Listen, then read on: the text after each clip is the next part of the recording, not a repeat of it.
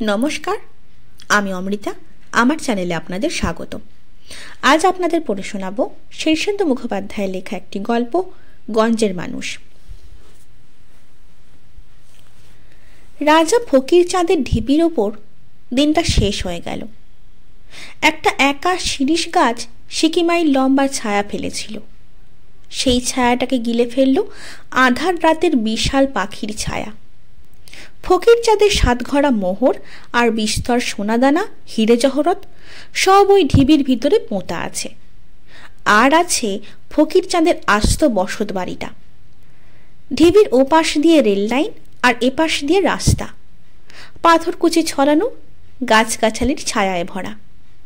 এখন একটু অন্ধকার মতো হয়ে এসেছে। শীতের থমথরা বিকেলে একটু ধোঁয়াটে মতো চারধার। রাস্তার পাথরকুচিতে চটি ঘষ্টানোর শব্দ উঠছে। রবারের হাওয়ায় চটি এ পর্যন্ত 7 বার ছিঁড়েছে, তবু ফেলে দেয়নি নদিয়া কুমার। তো এই সন্ধ্যের ঝোঁকে আলো আঁধারে নদিয়া যায় না নদিয়ার বউ যায় তা ঠাহর করা মুশকিল। ভেলুরামের চোখে ছানি আসছে। নাতি খেলারাম বীরপাড়া গেছে তাগাদায়। সে এখনো ফেরেনি দেখে চৌপথিতে গিয়ে খানিক দাঁড়িয়ে দেখে এলো ভেলু। বীরপাড়ার একটা বাস এসে ছেড়ে গেল। এ গাড়িতেও আসেনি। আরও খানিক দাঁড়িয়ে থাকলে হতো। নাতিটার জন্য বড্ড চিন্তা ভাবনা তার। কিন্তু ভেলুরাম দোকান ছেড়ে বেশিক্ষণ বাইরে থাকতে ভরসা পায় না। তার ছেলে শোভারাম চোরটা বদমাশ হয়ে গেছে। 1 নম্বরের হেক্কর। নেশা ভাঙার অওরত নিয়ে কারবার করে। বহুকাল আগে শোভারামের বউ পালিয়ে গেছে। ভেলু কেবল নাতিটাকে রেখে শোভারামকেও ঘরের বার করেছে। কিন্তু ছেলে মহা হেক্কর, দুনিয়ায় কাউকে ভয় খায় না। দরকার পড়লেই এসে ভেলুর দোকানে হামলা করে মাল করি ঝেঁকে নিয়ে যায়। তাই চৌপথি থেকে পা চালিয়ে ফিরছিল ভেলু। রবারের চটির আওয়াজে দাঁড়িয়ে গেল। নদিয়া যায় না নদিয়ার বউ যায়? মুশকিল হলো, নদিয়ার বউ আজকাল মালকোচা মেরে ধুতি পরে, পিরান গায়ে দেয়, চুলও ছেঁটে ফেলেছে। কে বলবে মেয়ে মানুষ? হাতে চুড়ি, বালা, শীতের সিঁদুর কিছু নেই। রাত বিরেতে লোকালয়ে ঘুরে বেড়ায়। তার ধারণা হয়েছে যে সে পুরুষ মানুষ আর কালী সাধক। অবশ্য কালীর ভরও হয় তার উপর। শুধু ভেলু কেন, গঞ্জের সবাই নদিয়ার বউকে ভয় খায়, নদিয়া নিজেও। ভেলু শেষ বেলার আকাশের খয়াটে আলোটুকুও চোখে সহ্য করতে পারে না। চোখে হাত আড়াল দিয়ে দেখে বুঝে ভয়ে ভয়ে বলে, কে, নদিয়া নাকি? হ্যাঁ, নদিয়া উত্তর দিল। কোন বাগে যাচ্ছ? বাজারের দিকেই। চলো একসঙ্গে যাই। চলো। দুজনে একসঙ্গে হাঁটে। ভেলুরামের নাগরা জুতোর ঠনাঠন শব্দ হচ্ছে। ফ্যাঁস ফ্যাঁস করছে নদিয়ার চটি। ভারী দুঃখী মানুষ এই নদিয়া। বউ যদি পুরুষ ছেলে হয়ে যায় তো পুরুষ মানুষের দুঃখ ঝুড়ি ভরা। কিন্তু ওই 7 জায়গায় ডিম সুতোর বাঁধনওয়ালা হাওয়াই চটি দেখে যদি কেউ নদিয়ার দুঃখ বুঝবার চেষ্টা করে তো সে আহাম্মক। নদিয়ার দুঃখ ওই চটি জুতোয় নয় মোটেই। দুটো মদ্য হালুইকর নদিয়ার শ্রী শ্রী সত্যনারায়ণ মিষ্টান্ন ভাণ্ডারের 2 বেলা খাটে। গঞ্জে বলতে গেলে ওই একটাই মিষ্টির দোকান। আরও কয়েকটা নদিয়ার ভাত মারবার জন্য গজিয়েছে বটে, তবু নদিয়ার বিক্রিবাটাই সবচেয়ে বেশি। দোষের মধ্যে লোকটা কৃপণ। জামাটা জুতোটা কিনবে না, পকেটে পয়সা নিয়ে বেরোবে না, চটি ছিঁড়লে সেলাই করে পড়বে। বউ কি সাধে পুরুষ সাজে? যে যার নিজের জ্বালায় মরে। নদিয়া যেতে যেতে কাঁদুনি গাইতে লাগলো। সামনের অমাবস্যায় আমার বাড়িতে মোচ্ছব লাগবে, বুঝেছ? আমার বউ নিজের হাতে পাঁঠা কাটবে। শুনেছ কখনো মেয়ে ছেলে পাঁঠা কাটে? দেহাতি ভেলু নামে 3 পুরুষের বাস এই গঞ্জে। সে পুরো বাঙালি হয়ে গেছে। তবু মাঝে মাঝে অভ্যাস রাখার জন্য 2-4টে হিন্দি কথা ভেজাল দিয়ে নির্ভুল বাংলা বলে, যেমন এখন বলল। নদিয়া ভাই, औरत তোমার কোথায়?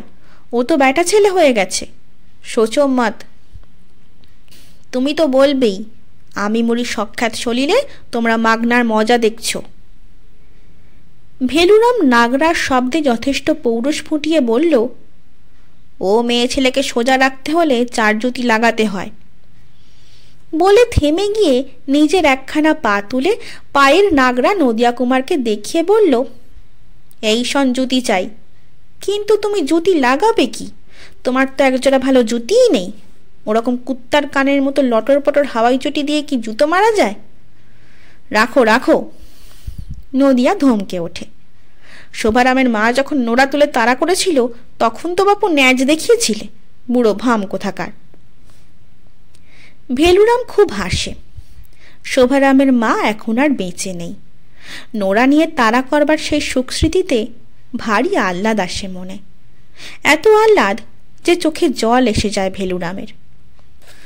আনাচে কানাচে শোভারাম কুকুর বেড়ালের মতো ঘুরঘুর করে। এমন অবস্থা ছিল না যখন মা গন্ধেশ্বরী জীবিত ছিল। তখনও বাপটা খড়মটা হুড়কোটা দিয়ে পেটাতো বটে, তবু সংসারের বার করতে সাহস পেত না। মা গন্ধেশ্বরীকে ভূত প্রেত পর্যন্ত ভয় পেত। কাবুলিওয়ালা কি দারোগা পুলিশকেও গ্রাহ্য করত না গন্ধেশ্বরী। ভেলুরাম তো সেই তুলনায় ছাড় পোকা। সেই গন্ধেশ্বরী ছিল শোভারামের সহায়। তখন শোভারামের মনখানা সব সময় এই গান গাইত, লুট পড়েছে লুটের বাহার, লুটে নেড়ে তোরা। তাই বটে, বাপ ভেলুরামের পাইকারি মশলাপাতি, মনোহারী জিনিস, পাট, তামাক পাতা, তেলের বীজ ইত্যাদির কারবার থেকে সে মনের আনন্দে লুট করত। বখা ছেলেদের সঙ্গে বিড়ি খেতে শিখেছিল স্কুলের প্রথম দিকটা। ক্লাস 3-তে উঠলে লেখাপড়া সাঙ্গ হলো। মাস্টাররা মারে বলে মা গন্ধেশ্বরী স্কুল থেকে ছাড়ান করালো। বাপের সঙ্গে কিছুদিন কারবার বুঝবার চেষ্টায় লেগেছিল, ভালো লাগতো না। বাপটা পারেও বটে, 2 পয়সা 4 পয়সার হিসেব নিয়ে পর্যন্ত মাথা গরম করত। শোভারামের এসব পোষায় না। বয়সকালে বউকে গাওনা করে দেহাত থেকে আনালো মা, কিন্তু সে বউয়েরও কী বা ছিল। শোভারাম ইতিমধ্যে বখাটেদের সঙ্গে ভিড়ে বিস্তর মেয়ে মানুষের স্বাদ সংগ্রহ করেছে। দেহাতি মেয়ে বড্ড নোনতা, ভারী ঝাঁঝ তাদের হাবভাবে। সেটা অপছন্দ ছিল না শোভারামের, কিন্তু বউয়েরও তো পছন্দ বলে কিছু আছে। শোভারাম নেশার ঘরে পড়ে গেছে। গাঁজা ভাঙ তো আছেই, বোতলের নেশাও ধরে ফেলেছে কবে। মেয়ে মানুষটা টিক টিক করত। খেলারাম হওয়ার পর থেকেই বাড়িতে দাঙ্গা হাঙ্গামার উপক্রম। মা গন্ধেশ্বরী তখনও সহায়। ছেলের বউয়ের তেজ দেখে উদুখোলের কোঁতকাটা দিয়ে আচ্ছ্বাসে ঝেড়ে দিল। সেই পেটানো দেখে শোভারাম মুগ্ধ। মায়ের পায়ের ধুলো জিভে ঠেকিয়েছিল সেদিন। বছর খানেকের খেলারামকে ফেলে বউ ভেগে গেল 6 মাস পর। বাপ ভেলু অবশ্য বরাবরই শোভার বিপক্ষে, তকে তকে ছিল কবে গন্ধেশ্বরী মরে। সেই ইচ্ছা পূরণ করে শোভারামকে জগৎ সংসারের একেবারে দিকদরিয়ায় ছেড়ে গেল বছর মা গন্ধেশ্বরী সধবা মরল। গন্ধেশ্বরী শ্রাদ্ধের দিন পার হতে না হতেই ভেলুরাম মহা হাঙ্গামা বাঁধায়। শোভারাম কিছু প্রতিবাদ করেছিল, কিন্তু বাপ ভেলুরাম মহকুমায় গিয়ে এসডিও সাহেবের কাছে পর্যন্ত ছেলের বিরুদ্ধে দরবার করে। লজ্জায় ঘেন্নায় শোভারাম গৃহত্যাগ করে। কিন্তু ঘর ছাড়লেই কি, তীরপাইয়ের বস্তিতে জগনের ঘরে একরকম আদরই আছে শোভারাম। কিন্তু সে আদরে তো মাল করে আসে না। নেশা ভাঙার কাহাতক ভিক্ষে শিক্ষে করে চলে। কাজবাজ বলতে কিছু নেই, রোজগার পাতি ঢুঢু। চুরি চামারিও বড় সহজ নয়। মহকুমার সদরে গিয়ে অনেক ঘুরঘুর করেছে সে, কেউ কাজ দেয় না। 3-4 বাড়িতে চাকর খেটেছিল, চুরি করে মারধর খেয়ে পালিয়ে এসেছে। পুলিশেও খোঁজ খবর করছে। বড় অব্যবস্থা চারিদিকে। চুরির লাইনে পাকাপাকিভাবে ঢুকে পড়ার বাসনা ছিল, কিন্তু নেশা ভাঙ করে শরীরে আর রস নেই। হাতটাত কাঁপে, বুক ধরফর করে, মাথা গুলিয়ে যায়। মদনা চোরকে দেখে বুঝেছে যে চুরিও বড় সহজ কাজ নয়। সংযম চাই, ত্যাগ চাই, আত্মবিশ্বাস আর বুদ্ধি চাই। মদনা রোজ সকালে ব্যায়াম করে, ঘোড়ার মতো ছোলা খায়, নেশা টেশাও বুঝে সমঝে করে। তাছাড়া সে নানান মন্ত্র জানে, ভূত প্রেত তাড়ানোর মন্ত্র, কুকুরের মুখ বন্ধন, ঘুম পাড়ানি মন্ত্র। মদনা যে আজ বড় চোর হয়েছে সেও মাগনা নয়। যেদিকেই বড় হতে চাও কিছু গুণ থাকাই লাগবে। শোভারামের কিচ্ছু নেই, তাই শেষ পর্যন্ত ভেলুরামের গদিতেই তাকে মাঝে মাঝে চড়াও হতে হয়। কাকুতি মিনতিতে আজকাল আর কাজ হয় না, চোখ রাঙালেও নয়। ভেলুরাম তার ধাত বুঝে গেছে। খেলারাম বাপকে দূর দূর করে, একটা বিলিতি কুত্তাও রেখেছে, সেইটিকে লেলিয়ে দেয়। তবু 2-5 টাকা ওই বাপ কি ছেলেই ছুঁড়ে দেয় শোভারামকে আজও।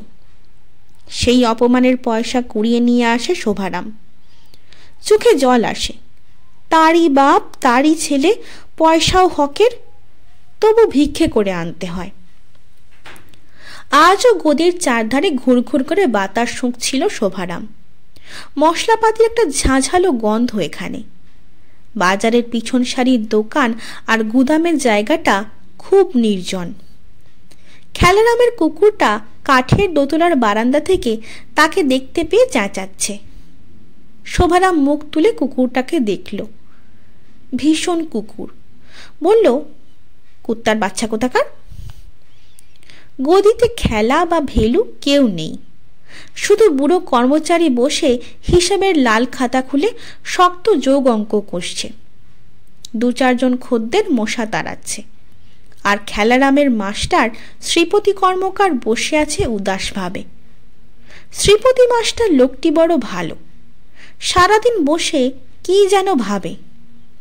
লোকে বলে গঞ্জে শ্রীপতির মতো এত লেখাপড়া জানা লোক আর নেই। কিন্তু লেখাপড়া শিখে যে জীবনে কিছু হয় না, ওই শ্রীপতি মাস্টার তার প্রমাণ।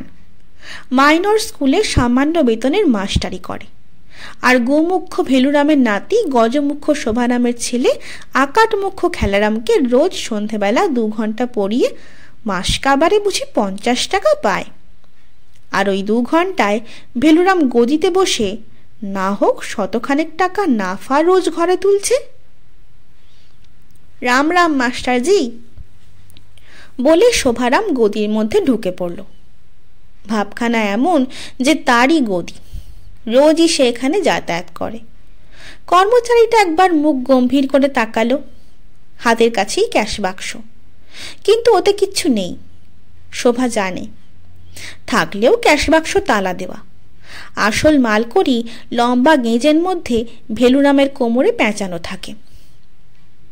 শ্রীপতি মাস্টার চিনতে পারল না, অন্যমনস্ক মানুষ। চুলগুলো সব উলোঝুলো, গায়ে ইস্ত্রি ছাড়া জামা, ময়লা ধুতি। উদাস চোখে চেয়ে বলল, কন হে আপ। শ্রীপতি দারুণ হিন্দি বলে। প্রথম দিন খেলারামকে পড়াতে এসে সে বড় বিপদে ফেলেছিল ভেলুরামকে। খটাখট উর্দু মেশানো চোস্ত হিন্দিতে কথা বলে যাচ্ছে। ভেলু হাঁ করে চেয়ে আছে, কিচ্ছু বুঝতে পারছে না। 3 পুরুষ বাংলাদেশে থেকে আর বাঙালির সঙ্গে কারবার করে করে হিন্দি মিন্দি ভুলে গেছে কবে। উত্তরপ্রদেশে সেই কবে দেশ ছিল। মা গন্ধেশ্বরী কিছু কিছু বলতে পারত। খেলারাম এখন স্কুলে হিন্দি শেখে। শ্রীপতির হিন্দি শুনে ভয় খেয়ে শোভারাম বলে, আমি খেলারামের বাপ মাস্টারজি, আমার কথা ভুলে গেলেন? ও বলে বিরস মুখে বসে থাকে শ্রীপতি। গঞ্জে থেকে তার জীবনটা অর্থহীন হয়ে যাচ্ছে। এমনকি সে যে এত ভালো হিন্দি জানে সেটুকু পর্যন্ত অভ্যাস রাখতে পারছে না। এমন লোকই নেই যার সঙ্গে 2টো হিন্দি কথা বলবে। আর যা সব জ্ঞান আছে তার, সেগুলো তো গেলই চর্চার অভাবে। গবেট খেলারাম এমনই ছাত্র যে বাঁ বলতে ডান বোঝে। পড়তে বসে 10 বার উঠে গিয়ে দোকানদারি করে আসছে। প্রতি ক্লাসে 1-2 ঠেক খেয়ে ক্লাস 9-এ উঠেছে। এর পরের চড়াই ঠেলে পার করা খুবই মুশকিল। তবু তার দাদু ভেলুরামের বড় ইচ্ছে যে খেলারাম বিকম পাশ করে হিসেবের ব্যাপারটায় পাকা হয়ে আসুক। তাই শ্রীপতি মাঝে মাঝে ঠেস দিয়ে বলে, বুদ্ধি কম হলে কি আর বিকম হওয়া যায়? শোভারাম খুব বিনীতভাবে প্রশ্ন করে, একা বসে আছেন, খেলাটা গেল কোথায়? শ্রীপতি মুখটাকে খাট্টা করে বলে, কোথায় আর যাবে, বাকি বকেয়ার তাগাদায় বীরপাড়ানা কোথায় গেছে শুনছি। আমার 8টা পর্যন্ত টাইম, ততক্ষণ বসে উঠে যাব। সে তো ঠিক কথা বলে শোভারাম একটু বাপগিরি ফলিয়ে বলে, খেলারামটা লেখাপড়ায় কেমন মাস্টারজি? শ্রীপতি বলে, কিচ্ছু হবে না। শোভারাম শুনে খুশিই হয়, বলে, আমিও তাই বলি, ঝুটমুটে ওর পিছনে পয়সা গচ্চা যাচ্ছে। বলতে বলতে শোভারাম চারিদিকে নজর করছে, হাতের কাছে সরাবার মতো কিছু নেই। শোভা তাই হাতের কাছে ক্যাশ বাক্সটায় একটু তেড়ে কেটে তাক বাজায় অন্য মনে। বয়স কম হলো না তার, 45 তো হবেই, খেলারামেরও না হোক 22-24 হবে। এত বয়স পর্যন্ত এই গদিতেই কেটেছে তার। কাঠের দোতলার ওপর সে জন্মেছিল বিন্দি ধাইয়ের হাতে। এই বাজারের ধুলোয় পড়ে বড় হয়েছে। ভিতরবাগে একটা উঠোন আছে, সেখানে মা গন্ধেশ্বরী আচার রোদে দিত, পাঁপড় শুকিয়ে নিত। কিন্তু এখন সে এই গদিতে বাইরের লোক। বাপ যে এত অনাত্মীয় হতে পারে কে জানত? সন্ধে পার হয়ে গেল। ইটখোলার দিক থেকে পশ্চিমা গানের আওয়াজ আসছে।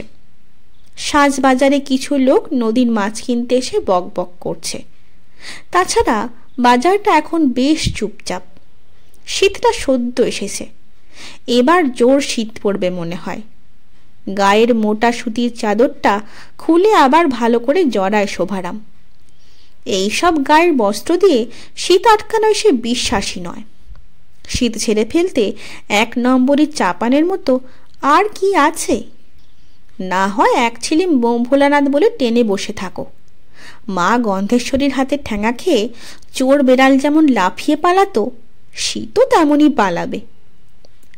বা ভেলুরামের নাগরা জুতোর শব্দ 1/2 মাইল দূর থেকে শোনা যায়। সেটা শুনতে পেয়েই উঠে পড়ল শোভারাম। টালুমালু অসহায় চোখে চারিদিকে একবার তাকায়, কিছুই হাতাবার নেই। পাথর পোতার এক ব্যাপারী বাংলার সাবান কিনতে এসে বসে ঢুলছিল। জুতো জোড়া ছেড়ে রেখেছে বেঞ্চির সামনে। বেশ জুতো, ঝাঁ চকচকে নতুন, না হোক 30 টাকা জোড়া হবে। শোভারাম নিজের টায়ারের চটিয়ার পায়ে দিল না। দেখি না ভাব করে ব্যাপারীর জুতো জোড়া পায়ে গলিয়ে বেরিয়ে এলো। একটা কাঠের বড় মুখ খোলা বাক্সে বিস্তর নোনতা বিস্কুট ভরা প্লাস্টিকের প্যাকেট। যাওয়ার সময় হাত সিপ্পু করে 2 প্যাকেট তুলে চাদরের তলায় ভরে ফেলল। সেই সঙ্গে 1 মুঠো তেজপাতা আর 1 গোলা বাংলার সাবানও, যা পাওয়া যায়। বাপ ভেলুরামের সঙ্গে মুখোমুখি পড়ে যেত শোভা, কিন্তু একটুর জন্য বেঁচে গেল। ভেলু এখন সবজি বাজারের কাছে দাঁড়িয়ে নদিয়ার সঙ্গে কথা কইছে। জবুথবু কয়েকজন সবজিওয়ালা টেমি জেলে নিঝুম বসে আছে আলু কপি বেগুন সাজিয়ে। ব্যবসা মানেই হচ্ছে বসে থাকা, তাই শোভারাম মানুষের ব্যবসা করা 2 চক্ষে দেখতে পারে না। নতুন জুতো জোড়া বেশ টাইট মারছে, কয়েক কদম হাঁটলেই ফোসকা পড়ে যাবে। শোভারাম খুঁড়িয়ে মেছোবাজারের দিকে অন্ধকারে সরে যায়। চটি জোড়া এই নিয়ে 8 বার ছিঁড়ল। বাজারের ও প্রান্তে দোকান এখনো বেশ খানিকটা দূর। নদিয়া ডান পায়ের চটিটা তুলে সবজিওয়ালার টেমির আলোয় দেখল। নতুন করে ছেড়েনি। রবারের নলি দুটো যেখানে ডিম সুতোয় বাঁধা ছিল, সেই বাঁধনটাই ছিঁড়েছে। সুতোওয়ালারা আজকাল চোরের হদ্দ। এমন সব পচা সুতো ছেড়েছে বাজারে যে বাতাসের ভরসা হয় না। চটিটা আলোয় ঘুরিয়ে ফিরিয়ে দেখে নদিয়া। না, গোড়ালিটা ক্ষয়ে গেছে অর্ধেক। আর 1 জোড়া না কিনলেই নয়। জুতো চটির যা দাম হয়েছে আজকাল। চটিটা ছেঁড়ায় ফের নিজেকে ভারী দুঃখী মানুষ বলে মনে হয় নদিয়ার। এই গঞ্জে তার মতো দুঃখী আর কে? চামার সীতারামের দোকানটা সবজি বাজারের শেষে। দোকান না বলে সেটাকে গর্ত বলাই ভালো। একধারে লোহার আড়ত, অন্য ধারে ভুসিমালের দোকান। তারই মাঝখানে বারান্দার নিচের দিকে একটা গর্ত মতো জায়গায় সীতারাম মুচির দোকান, 30-40 বছরের পুরনো। ছোট চৌখুপিটার মধ্যে চারধারে কেবল জুতো আর জুতো, সবই পুরনো জুতো। সামনের দিকে বাহার করার জন্য আবার জুতোর শাড়ি ঝুলিয়ে রেখেছে সিতুয়া। তার বউ নেই, বাল বাচ্চার কথাও ওঠে না, আছে কেবল পুরনো জুতো। সেই জুতোর মধ্যেই সে দিনরাত শোয়ে বসে, সেখানেই রান্না করে খায়। পেল্লায় বুড়ো হয়ে গেছে সিতুয়া, তবু এখনো গর্তের ভিতর থেকে শকুনের মতো তাকিয়ে খদ্দেরদের দেখে নেয়। ছেঁড়া চটিটা নিয়ে দোকানের মধ্যে কুঁজো হয়ে মুখ বাড়াতে গিয়ে কপালে ঝুলন্ত কার না কার পুরনো জুতোর একটা ধাক্কা খেল নদিয়া। এমন কপালে জুতোই মারতে হয়। ইচ্ছে করেই নদিয়া কপাল দিয়ে আর একবার ধাক্কা মারে ঝুলন্ত জুতোয়। সিতুয়া ছেনির মতো যন্ত্র দিয়ে চামড়া কাটছে। কাঠের একটা খয়া টুকরোয় খসখস করে 2-4 ঘষে নিচ্ছে ছেনিটা। মুখ তুলতেই নদিয়া বলে, দেখ বাবা, চটিটার একটা বন্দোবস্ত করতে পারিস কি না। নদিয়া কুমার ভালো খদ্দের নয়, সীতারাম জানে। তাই গম্ভীরভাবে হাতের কাজ শেষ করে একবার খৈনির থুক ফেলে হাওয়াইটা হাতে নিয়ে ভ্রুকুচকে বলে, এ তো ভিকমাঙ্গাদের চটি, আপনি কোথায় পেলেন এটা? নদিয়া রেগে গিয়ে বলে, বড্ড বকিস বলেই চিরকাল এমন রয়ে গেলি সিতুয়া, দে 2 সুতোর টান মেরে। সীতারাম মাথা নেড়ে বলে, ফুটো হবে কোথায়, বিলকুল পচে গেছে রবার, ফিকে ফেলে দিন না, নতুন কিনে দিন 1 জোড়া। নদিয়া পকেটে হাত দিয়ে দেখল, জানা কথা, পয়সা নেই। পকেটে থাকেও না কোনো দিন। খরচের ভয়ে নদিয়া পয়সা নিয়ে বেরোয় না। মিনতি করে বলল, দে বাবা সারিয়ে, দোকানে গিয়ে 5টা পয়সা পাঠিয়ে দিচ্ছি। সিতুয়া তার যন্ত্র দিয়ে চটির রবার ফুঁড়ে সুতোয় টান দিয়ে বলল, দেখবেন নদিয়া বাবু, জুতো মাথায় মুখে লেগে যাবে, অত ঝুঁকবেন না। লাগবে কি, লেগেছে, বিরস মুখে বলে। সিতুয়া মোষের শিঙের ফুটোয় যন্ত্রটা ঢুকিয়ে বের করে এনে ভুসভুসের রবার ফুটো করতে করতে বলে, বাবু লোকেরা মাথা নিচু করতে জানে না তো, তাই ওইসব জুতো তাদের কপালে লাগে। এ বেটা ফিলোজফার, বলে নদিয়া। তারপর চটি পরে ফটাফট কাপ্তানের মতো হাঁটে। দিনটাই খারাপ। খড়কাটাই কলের সামনে নদিয়ার বউ দাঁড়িয়ে আছে।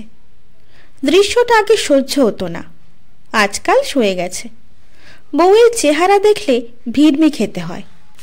মাথায় টেরিকাটা পুরুষ মানুষের চুল, পরনে পাঞ্জাবি ধুতি, পায়ে চপ্পল, বাঁ হাতে ঘড়ি। দাড়ি গোঁফ নেই বলে খুব ডেপো ছোকরার মতো দেখতে লাগে। চেহারাটা মন্দ ছিল না মেয়ে মানুষ থাকার কালে। বুকটা ন্যাকড়া জড়িয়ে চেপে বেঁধে রাখে, তাই এখন আর মেয়ে মানুষের চিহ্ন কিছু বোঝা যায় না।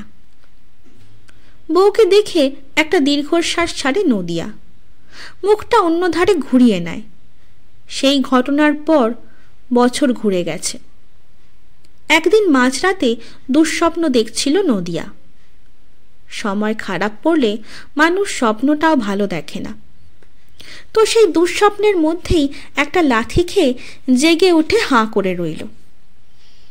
তার বউ মন্দাকিনী তার নাম ধরে ডাকছে, ওঠ, ওঠ রে নদিয়া। নদিয়ার মুখের মধ্যে একটা মশা ঢুকে পিনপিন করছিল। সেটাকে গিলে ফেলে নদিয়া ফের হাঁ করে থাকে। দেখে বউ মন্দাকিনী মস্ত কাঁচি দিয়ে চুল সব মুড়িয়ে কেটে ফেলেছে। ঘরের মেঝে ময় মস্ত মস্ত লম্বা সাপের মতো চুলের গুছি পড়ে আছে। নদিয়া ধুতি পরেছে মালকোঁচা মেরে, গায়ে গেঞ্জি।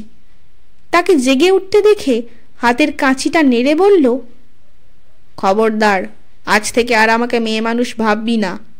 মা কালী স্বপ্ন দিয়েছে, আজ থেকে আমি তার সাধক। নদিয়া তেড়ে উঠে বউয়ের চুলের মুঠি ধরতে গিয়েছিল, কিন্তু সে আর ধরা হলো না। চুল পাবে কোথায় ধরার মতো? তাছাড়া বড় কাঁচিটা এমন ধারা ঘোরাচ্ছিল যে খুব কাছে যেতে নদিয়ার সাহস হয়নি। সেই থেকে তার বউ মন্দাকিনী পুরুষ মানুষ মেরে গেল। বাড়িতে থাকে, নদিয়ার পয়সাতেই খায় পড়ে, কিন্তু স্বামী স্ত্রীর সম্পর্ক কিছুমাত্র নেই। পড়শিরা ডাক্তার কবিরাজ করতে বলেছিল, সে অনেক খরচের ব্যাপার। তবু নদিয়া শশধর হোমিওপ্যাথকে দিয়ে চিকিৎসা করিয়েছে, কিন্তু ওষুধ খাবে কে? সেই বড় কাঁচিটা অস্ত্র হিসাবে সবসময় কাছে কাছে রাখে মন্দাকিনী। কাছে যেতে গেলেই সেইটা তুলে তাড়া করে। এখন ওই যে খড়কাটাই কলটার কাছে দাঁড়িয়ে আছে, এখন ওর কোমরে পাঞ্জাবির আড়ালে কাঁচিটা গোঁজা আছে। নদিয়া জানে। বেটা ছেলে মন্দাকিনীর দিকে যতদূর সম্ভব না তাকিয়ে জায়গাটা পেরিয়ে যাচ্ছিল নদিয়া। সময়টা খারাপ পড়েছে। শীতুয়া চামার 5টা পয়সার খয়রাতিতে ফেলে দিল। এখন এই হাওয়াইটা যদি ফেলে দিতেই হয় আর নতুন একজোড়া কিনতেই হয়, তো এই 5টা পয়সা না হোক খরচা হলো। এই নদিয়া, বউ ডাকল। নদিয়া এক পলক তাকিয়ে চলে যাচ্ছিল। তবু মন্দাকিনী ফের হেঁকে বলল, শুনে যা বলছি, নইলে কুরুক্ষেত্র করব। মেয়ে মানুষের স্বভাব, যাবে কোথায়?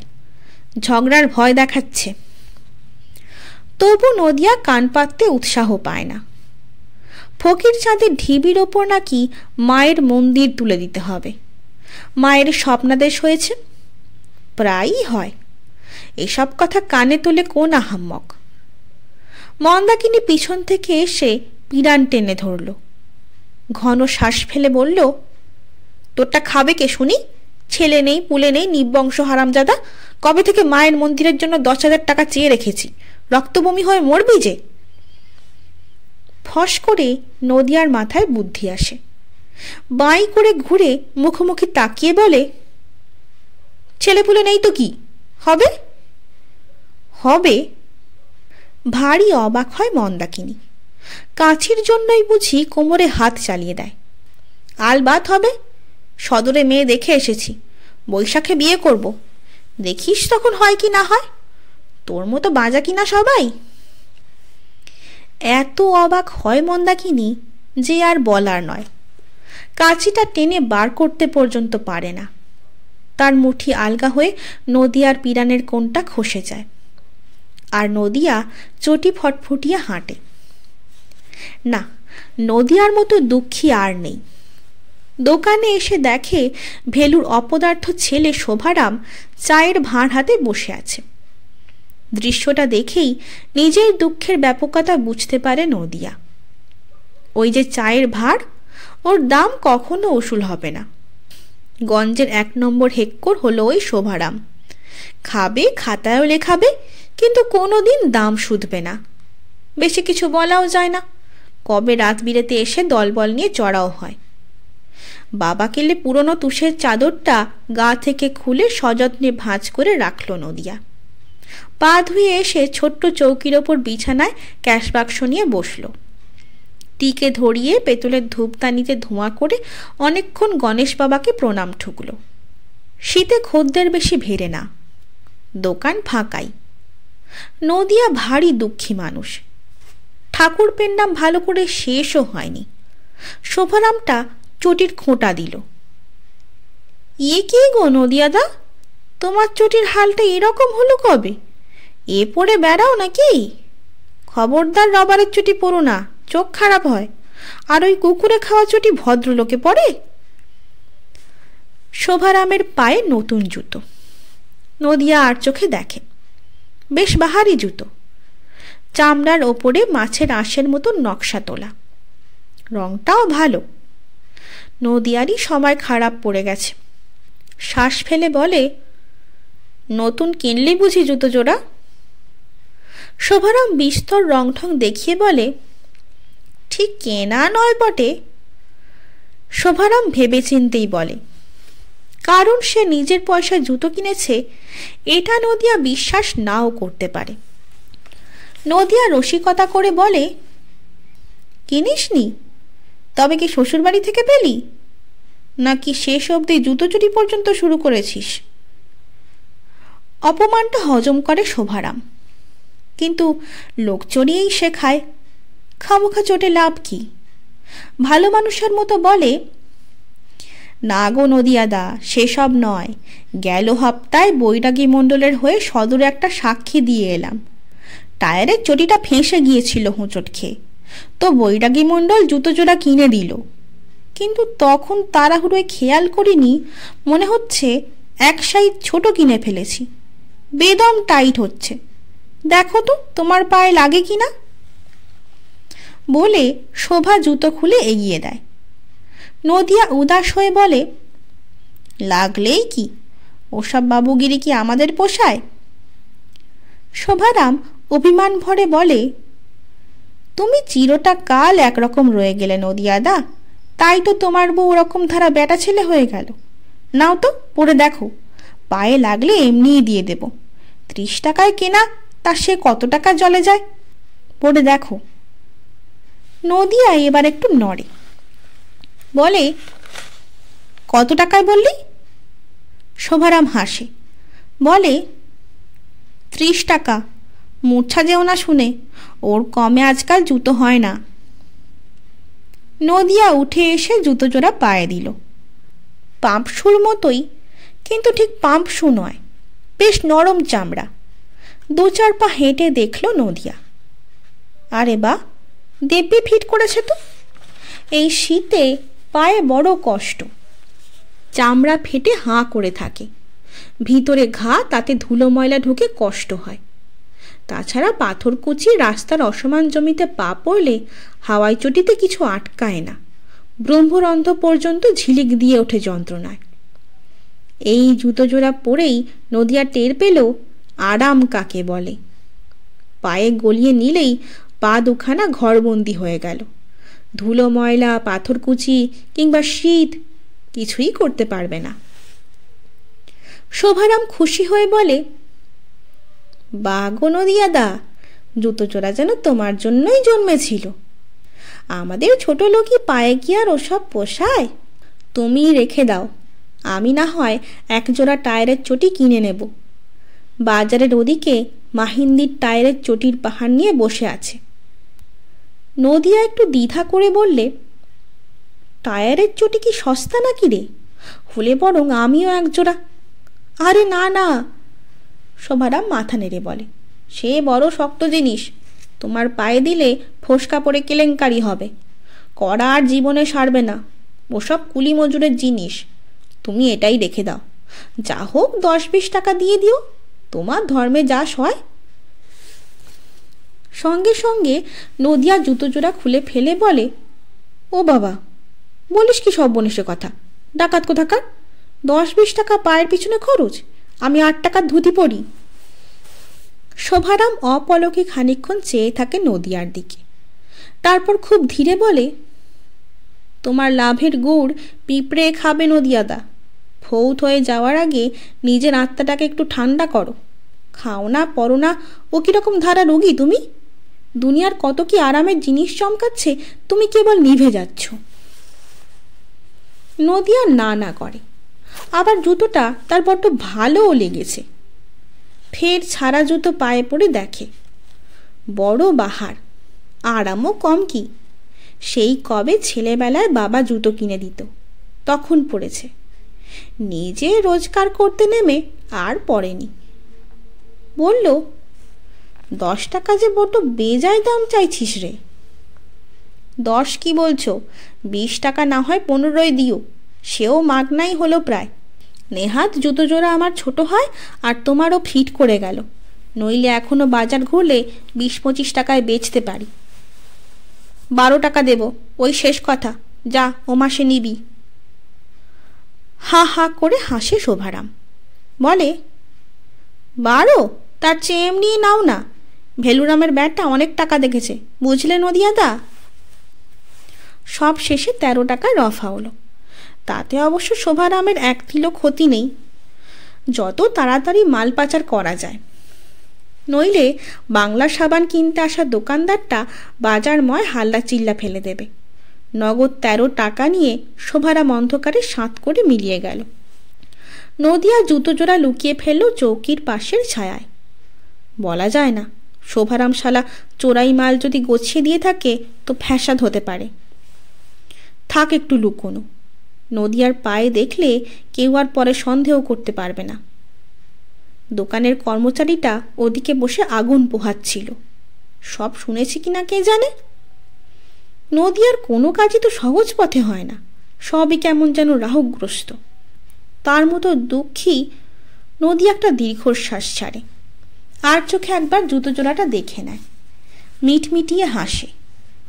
খুব দাও মারা গেছে, তবু 13টা টাকা গেল, ভাবা যায় না। কর্মচারীটা আবার জুতো কেনার সাক্ষী থাকলো না তো। দুটো গেঁয়ো লোক এই সময় উত্তেজিতভাবে এসে দোকানে ঢুকলো। রাজভোগ, সিঙ্গারা, চায়ের অর্ডার দিয়ে খুব গরম স্বরে কথা বলতে লাগলো। দুজনের একজনের জুতো চুরি গেছে ভেলুরামের গদি থেকে, তাই নিয়ে আলোচনা। যার জুতো চুরি গেছে তার পায়ে শোভারামের নোংরা টায়ারের চটিটা। কান খাড়া করে শুনছিল নদিয়া। যা ভেবেছিল তাই। নদিয়ার মতো দুঃখী কমই আছে দুনিয়ায়। সে একটা শ্বাস ফেলে আর চোখে জুতো জোড়া দেখে নিল। আছে।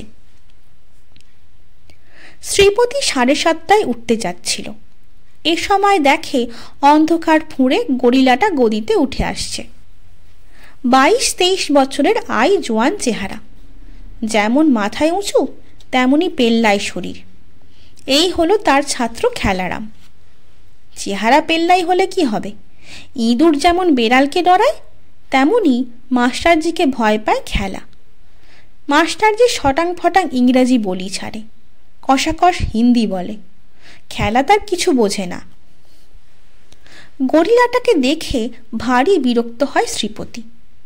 ঘড়ি দেখে বলে, my time is up Khelaram, good night. গরিলাটা ভ্যাবলার মতো মুখ করে বলে, আগে। শ্রীপতি সন্দেহবশত বলে, কি বললাম বলো তো? খেলারাম গলার কম্ফোর্টারটা খুলে ফেলে অসহায়ভাবে দাদুর দিকে তাকায়।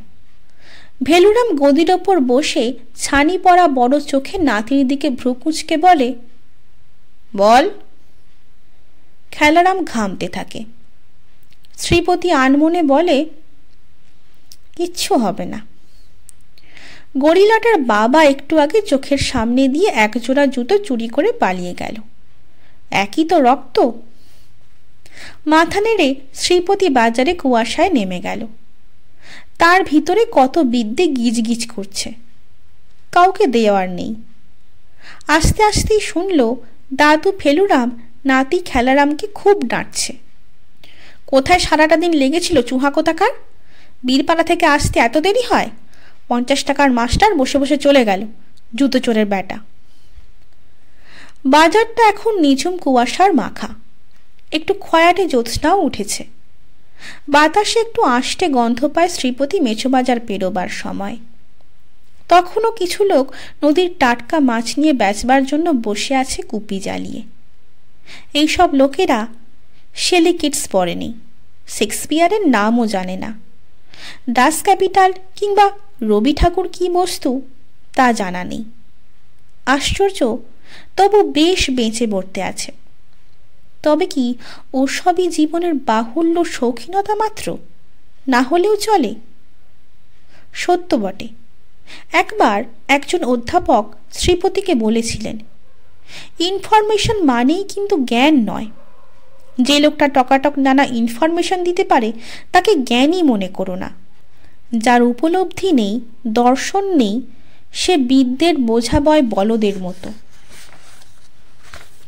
উপলব্ধির ব্যাপারটায় একটু কোথায় খামতি আছে শ্রীপতি, এটা সে নিজেও টের পায়। এই যে গঞ্জের পরিবেশ, ওই ম্লান একটু কুয়াশা মাখা জ্যোৎস্না, কিংবা ফকির চাঁদের ঢিবিতে একা শিরিষের যে সৌন্দর্য, এসব থেকে সে কোনো মানুষাঙ্ক কষতে পারে না। বাইরের জগৎটা থেকে সে রস আহরণ করতে পারে না বটে মৌমাছির মতো, তবে সে বইয়ের জগতের তালে বড়লোক, বিস্তর পড়াশোনা, আর তাকে টেক্কা দেওয়ার মতো কেউ জন্মায়নি এখানে। লোকে তাকে ভয়ও খায়, তবু কি একটা খামতি থেকেই যাচ্ছে। সে কি ওই উপলব্ধি বা দর্শনের? বাজার পার হয়ে নিরিবিলি ফাঁকা জায়গা দেখে সে দাঁড়িয়ে পড়ল। না, একটু উপলব্ধির ব্যায়াম করা দরকার। সে জেদ ধরে দাঁড়িয়ে গোয়ারের মতো চারধারে জ্যোৎস্নামাখা শীতার্ত প্রকৃতি থেকে উপলব্ধির গন্ধ পাওয়ার চেষ্টা করল। হচ্ছে না, মনের পর্দায় কিছুই ভেসে ওঠে না যে। ৫-৭টা লোক হাল্লা চিল্লা করতে করতে কাছে এসে পড়ল, সব কটা মাতাল। শ্রীপতি কিছু বুঝবার আগেই দলটা থেকে খেলারামের বাপ দৌড়ে এসে পায়ের ওপর হুমড়ি খেয়ে পড়ে বলতে লাগলো, রাম রাম মাস্টারজি, আমার খেলারামকে জুতো চুরির ব্যাপারটা বলবেন না। বাপকে তাহলে নিচু নজরে দেখবে খেলারাম। অনেক পড়িলিখিওয়ালা বেটা আমার, আমি মুখ্য ঢিবি। আহ, ছাড়ো ছাড়ো বলে শ্রীপতি পা টেনে পিছিয়ে আসে। বাতাস দূষিত করে মদের গন্ধ ছাড়তে ছাড়তে দাঁড়িয়ে উঠে শোভারাম বলে, এভাবে বাঁচা যায় মাস্টারজি? আমার বাপকে আর খেলারামকে একটু বলবেন, আমি সাফসুতরো হয়ে গেছি, ভালো লোকের মতো থাকব, যদি আমাকে ফিরিয়ে নেয়। নাকে রুমাল চেপে শ্রীপতি ঘাড় নাড়ল। পৃথিবীটা বড়ই পচা, দুর্গন্ধময়। এই পৃথিবী থেকে উপলব্ধি বা দর্শনের কিছু ছেঁকে নেওয়ার নেই। পুঁথিপত্রের মধ্যেই রয়েছে আশ্চর্য সুন্দর জগৎ।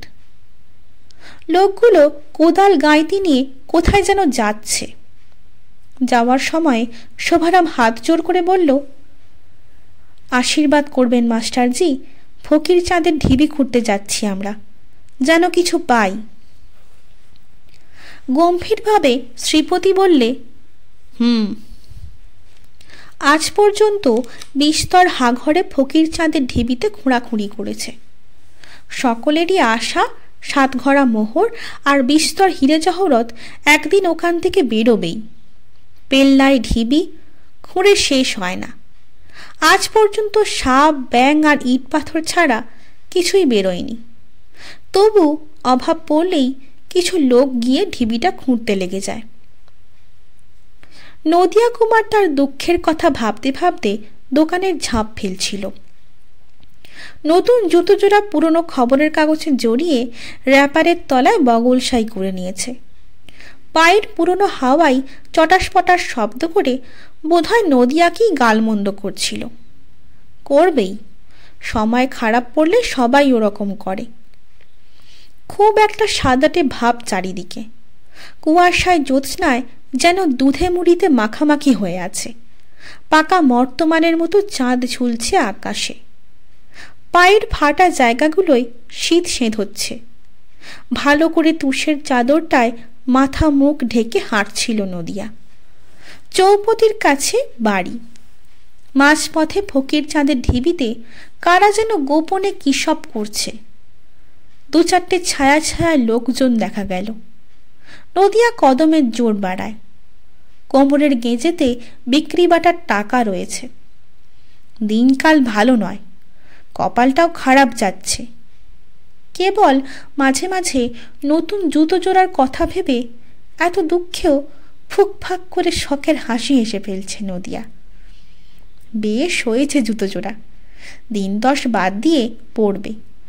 চোরাই জুতো, এর মধ্যে যদি খোঁজ খবর হয় তো গেল 13টা টাকা। দামটা বেশিই পড়ে গেল। তবু জুতো এক জোড়া দরকার। ভেলুরাম বলছিল বটে, বউকে জুতোতে হলেও তো এক জোড়া জুতো লাগে। ছেঁড়া হাওয়াই চটি দিয়ে কি আর জুতোনো যায়? বাড়ির দরজায় পৌঁছে ভয়ে আটকে ওঠে নদিয়া কুমার। কে একটা মেয়ে ছেলে ঘুমটা ঢেকে দাঁড়িয়ে আছে উঠোনের জবা গাছটার তলায়। মেয়ে ছেলে নাকি ভূত প্রেত? তার বাড়িতে আবার মেয়ে ছেলে কে আসবে? নদিয়া বলল, রাম রাম রাম রাম রাম, কে? আমি। নদিয়া ফের আঁতকে উঠে বলে, কে আমি? আহা বলে মেয়ে ছেলেটা এগিয়ে আসে তার কাছে। মুখে জ্যোৎস্না পড়েছে। ঊর্ধ্ব মুখে তার পানে তাকাতেই ঘোমটাটা খসে গেল। পুরুষ মানুষের মতো চুলোলা মাথাটা বেরিয়ে পড়ল। আ করে ওঠে নদিয়া কুমার, এ যে মন্দাকিনী, তোমার এই সাজ! ভারী অবাক হয় নদিয়া। মন্দাকিনী জ্যোৎস্নায় চোখের বিদ্যুৎ খেলিয়ে বলে, কেন, আমি মেয়ে মানুষ সাজলে তোমার বুঝি খুব অসুবিধে হয়? সদরের কোন ডাইনিকে পছন্দ করে এসেছো? তাকে বৈশাখে ঘরে এনে ঘটস্থাপনা করবে? তাতে বুঝি ছাই দিলাম? ঝেঁটা মারি। এইসব বলতে বলতে মন্দাকিনী প্রায় নদিয়ার জামাকাপড় ছিঁড়ে ফেলে আর কি, টেনে হিঁচড়ে। কিন্তু তাতে নদিয়া কিচ্ছু মনে করে না। কপালটা কি তবে ফিরল? নতুন জুতো, বউ। গহীন রাতে মন্দাকিনী শান্ত হয়ে কাঁদতে বসল। তার আগে বিস্তর বাসন আছড়ে, বিছানা ছুঁড়ে, জামা কাপড় ফেলে রাগ দেখিয়েছে। নদিয়া খুব আহ্লাদের সঙ্গে দেখেছে।